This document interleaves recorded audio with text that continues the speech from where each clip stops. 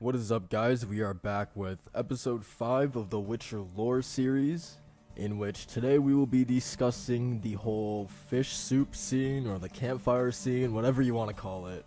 Um, yeah, should be a fun video. I'm pretty sure that I've said in one of my lore videos before that Baptism of Fire is my favorite book in the entire saga. Without a question, it is. And this is one of the main reasons why I absolutely adore this campfire scene. I just reread the book, and this scene never fails to put a smile on my face. Also makes me tear up a little bit because I know what ends up happening to the company, but nonetheless, it always makes me really happy just reading this scene in particular. Just because I just find it so funny. Just Geralt acting like, I don't even know if you would call him like just a teenager going through puberty, just like him acting all offended and snooty and depressed and just kind of sulking, you know what I mean? Just found it absolutely hilarious. Everybody just taking their own individual little jabs at Geralt and making fun of him and teasing him, and Geralt just like pouting through the whole thing. Like, absolutely loved it start to finish, and I think for sure it warrants its own little dedicated video. And so yeah, I mean, that's basically it for that. Yeah. And then at the end of the video, we will also talk a little bit about Angoulême, because I have a couple things to say about her, just regarding to this scene as well. Even though she's not in the campfire moment in Baptism of Fire, but we will definitely talk about her at the end of this video. So yeah, let's get started. So we start this story with Geralt sulking. He's kind of distanced himself from the group. He's sitting by himself. He's kind of lost in thought after he just told Regis basically to fuck off. He also is kind of weary and uneasy about trusting Kahir. So yeah, he's basically drove away Regis and Kahir at the same time, and he's about to do that to the rest of his company. So yeah, we have Regis gone, Kahir is nowhere to be seen right now. Geralt just, I guess, feeling sorry for himself, leaving Milva and Dandelion stuck with trying to find some dinner at the camp. So Dandelion and Milva are working together to pull a net trap that they set into the river back to shore. It's filled with a lot of like very tiny fish. Like, they were hoping to catch some bigger fish, but that didn't really work out for them. Anyway, they pull the net trap back to shore, and Geralt calls for them suddenly, saying that he has something very important to tell them. The Witcher informs Dandelion and Milva that he's going to continue on his journey to find Ciri alone.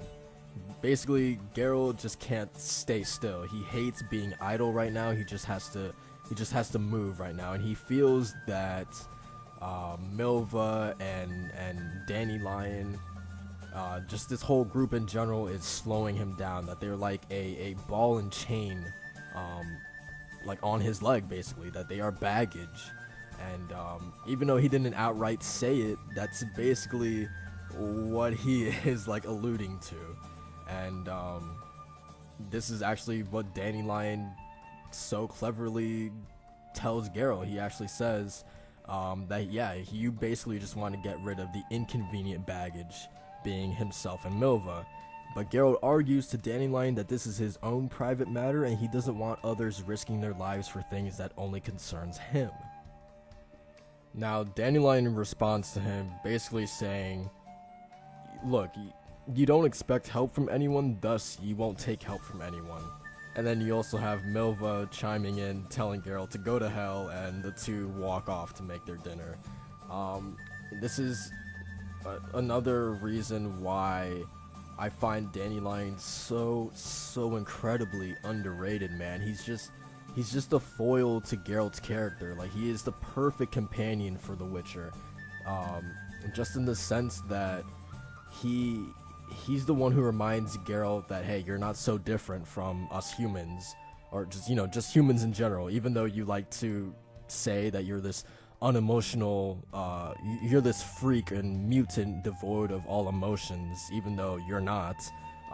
He's also the one just to keep Geralt grounded and slap him back into reality when he desperately needs it. And that's why I love Dandelion so much, man.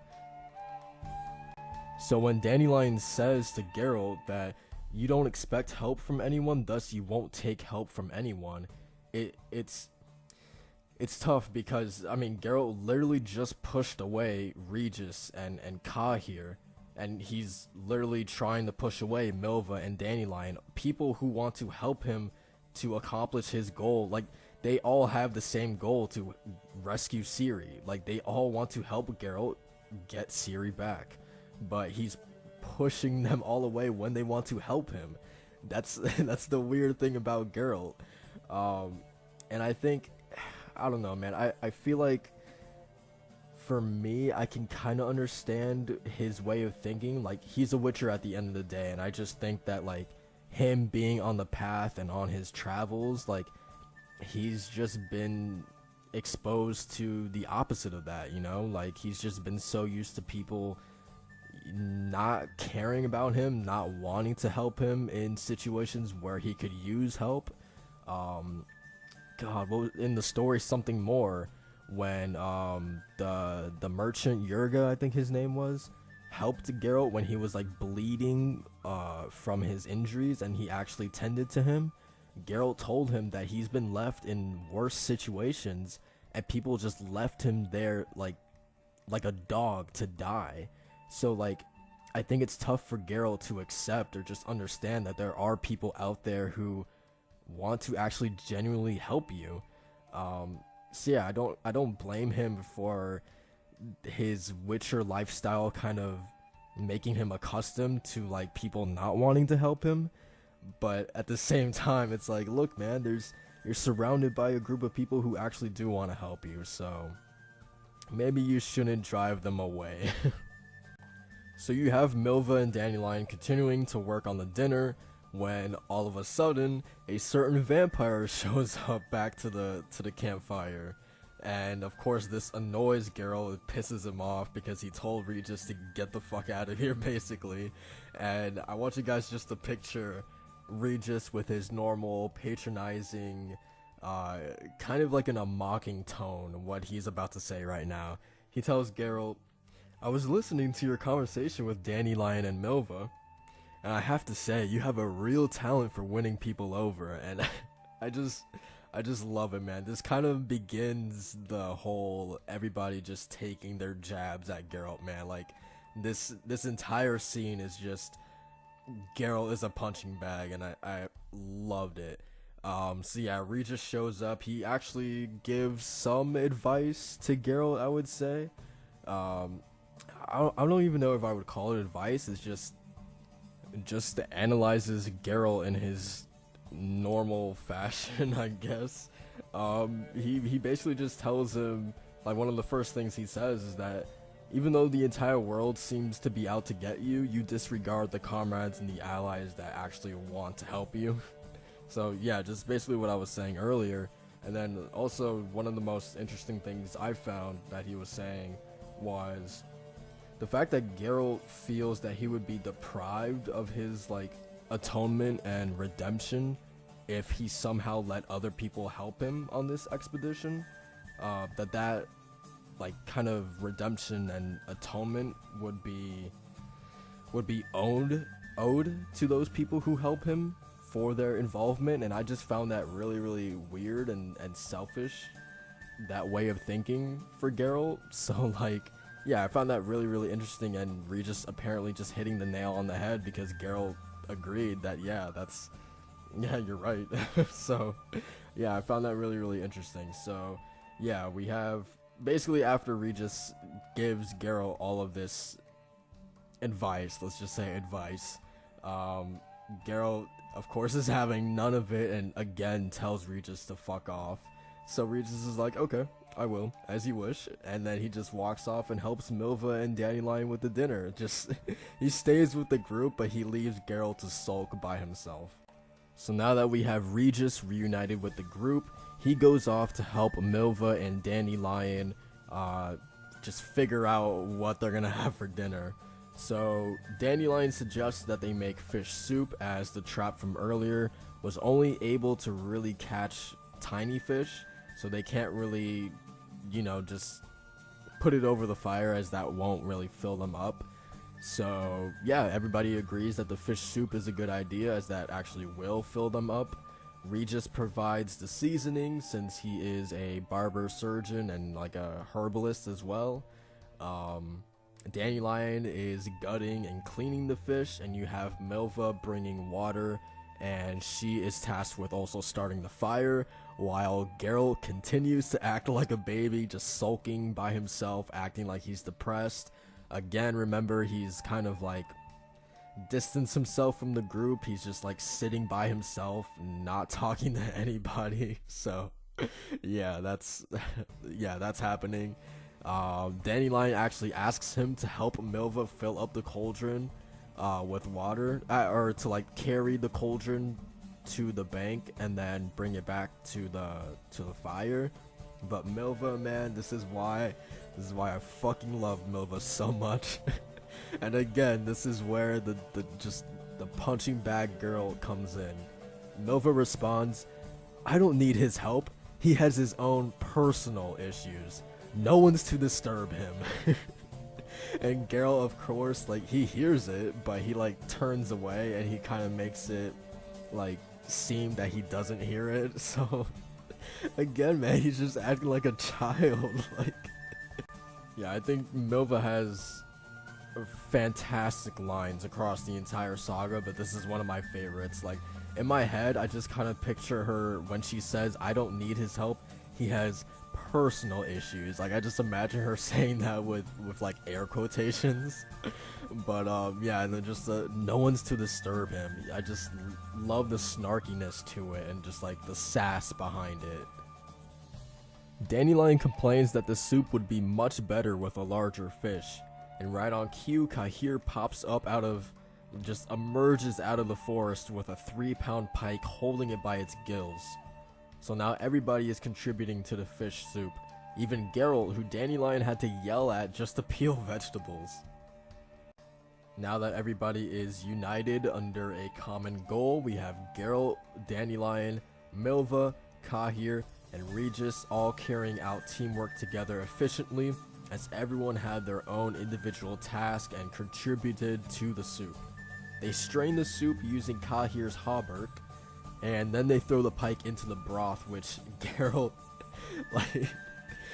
prematurely starts to stir the soup, and of course he gets yelled at for it. Dandelion like screams at it. He's like, "No, you idiot, you don't stir it now." Geralt responds by saying, "I didn't know, you don't have to yell." And Regis, of course, I'm telling you guys, man, this is just a chapter where everybody just takes their little jabs at Geralt, man. Regis responds, and he smiles in his, patronizing voice. He tells Geralt, "Ignorance is no justification for ill-conceived actions. When one doesn't know, or has doubts, it's always best to seek advice." Geralt very angrily tells the vampires to fuck off, and then he turns his back to the group, once again acting like a baby. Milva and Dandelion make fun of him, and they kind of, I think it was Milva, she kind of has like a pouting face, so it's like literally they just have this look of like, they just pity him of like how he's acting right now. So after all of that, the company finally finishes the fish soup.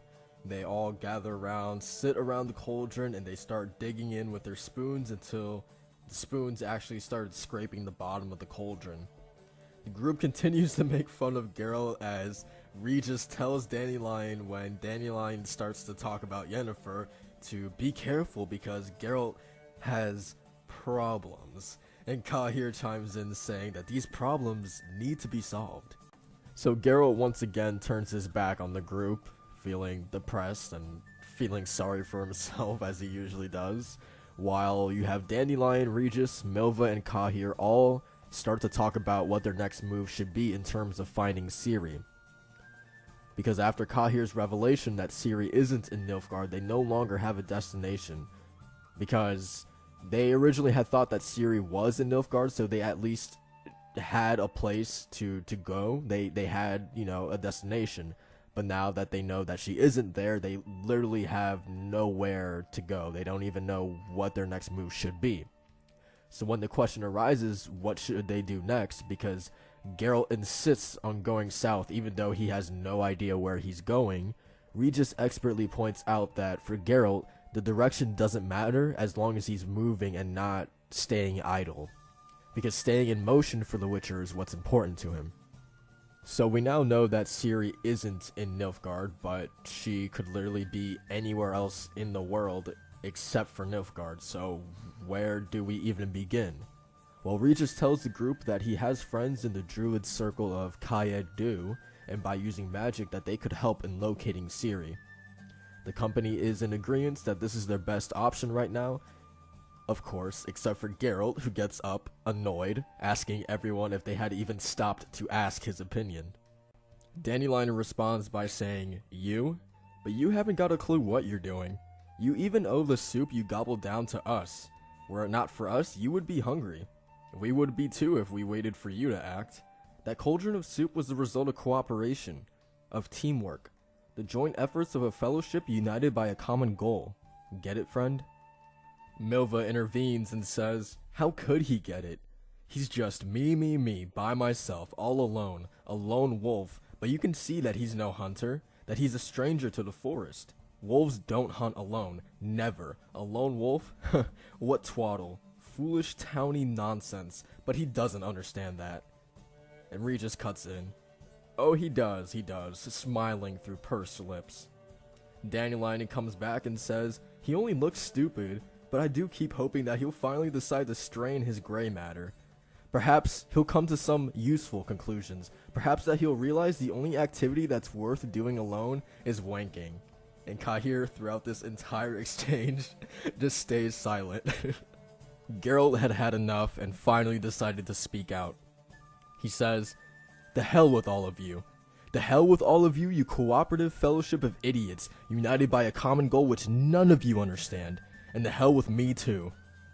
This time, the others followed Kahir's example, also remaining silent. Dandelion, Milva, and Regis. "What a company I ended up with," Geralt continued, shaking his head. "Brothers in arms, a team of heroes. What have I done to deserve this? A poster with a lute, a wild and lippy half-dryad, half-woman, a vampire who's about to notch up his 5th century, and a bloody Nilfgaardian who insists that he isn't a Nilfgaardian." Regis finishes Geralt's sentence by saying, "And leading the party is the Witcher who suffers from pangs of conscience, impotence, and the inability to take decisions. I suggest that we travel incognito to avoid arousing suspicion." Or raising a laugh, Milva added. So that is a wrap on the fish soup or campfire scene. It is a moment that no matter how many times I reread this book, it is always something that I look forward to, and it is something that always manages to make me happy or just put a smile on my face. I just love Geralt, just having Geralt be in one of his moods, stuck philosophizing and feeling sorry for himself, and then you just have everybody, specifically Dandelion and Regis, but yeah, pretty much everybody just calling him out on his shit. From Regis telling Dandelion to stay quiet because Geralt has problems, or just Milva saying that Geralt, no one's to disturb him because he has personal issues. It was just such a fun read, man. The whole thing, it was so fun to go through. I guess the biggest takeaway here is Geralt learning the importance of teamwork. Like, even something as minuscule as making fish soup was only possible because everybody was working together, you know, united under this one goal of making soup. Everybody had their own individual tasks and things that they were responsible for, and things that they brought to the table that resulted in the soup being created. And if they all had waited for Geralt to do something, they probably would have gone hungry, since he was doing like literally nothing. So yeah, this shows him, you know what, teamwork is important, and that hopefully, maybe that together with this new group, together with teamwork, and now that we are all united under this one goal to rescue Ciri, that maybe we can actually accomplish that goal, or we have a better chance to accomplish that goal than Geralt just lone wolfing it, you know what I mean? So I think this, even though it's at a much smaller scale, I mean, it was just teamwork that helped produce the soup. I think this shows him that, you know what, with all these guys here together, maybe I have a better chance at rescuing Ciri than just going off and trying to do it by myself. So let's talk about Angoulême for a little bit. It's tough because I really think that if she was given more time, as in being introduced in Baptism of Fire rather than Tower of Swallows, then people would like her a lot more than they do. Obviously, because she would have more screen time, we would have more time to spend with her. But I really do think it hurts her character so much, the fact that, I mean, she wasn't able to be in this scene alone, you know? I feel like it really would have changed a lot of people's just perceptions of her if she was able to be in this scene. Just because I think she feels like the odd man out, you know what I mean? That the fact that basically the entire group is already put together, and then you add somebody else a book later, it just kind of feels disjointed, and she's the odd one out because of that. Even though I really enjoy her character, I love that. I love all her like little mannerisms and the foul mouth that she has, and don't teach your grandmother to suck eggs, and calling Milva auntie, always, like, no matter what, always made me laugh. So yeah, I mean, I love Angoulême, but yeah, I just wanted to talk about her a little bit because I think that her not being able to be in this fish soup scene, I think really does a disservice to her. It's the fact that she was introduced the book later, but then again, I mean, it would be really tough to introduce the entire Hansa in one book, so I don't blame him for doing that. Even if she did have a little bit more screen time, I still feel like for most people, Regis would still be their favorite Hansa member. But I still feel like she would only benefit from having you know, the reader spend more time with her than we have right now, you know what I mean? I think when it finally clicked with me, when I finally like accepted her as part of like the Hansa family, was when Milva beat her up after she called her auntie with the belt wrapped around her fist, I think. That was when I was like, okay, she's a part of the group now, because that scene when Milva beat up Geralt and Kahir, and then Angoulême got a little bit of it too. That scene to me felt very reminiscent of the fish soup scene. So yeah, that definitely felt like, okay, now this is a family. So yeah, that's when I accepted her. But yeah, I mean, just like I said, I think she could have only benefited from being introduced a lot earlier than she was. So yeah, that is pretty much it for the video, guys. I want to thank you guys again for watching, just supporting these videos. It means a lot. This was a fun one. This is one of my favorite moments in the entire saga. Again, Baptism of Fire, in my opinion, is filled with great moments, and I had to talk about this specifically. So yeah, thank you guys for watching again, and I will see you guys in the next one. Peace.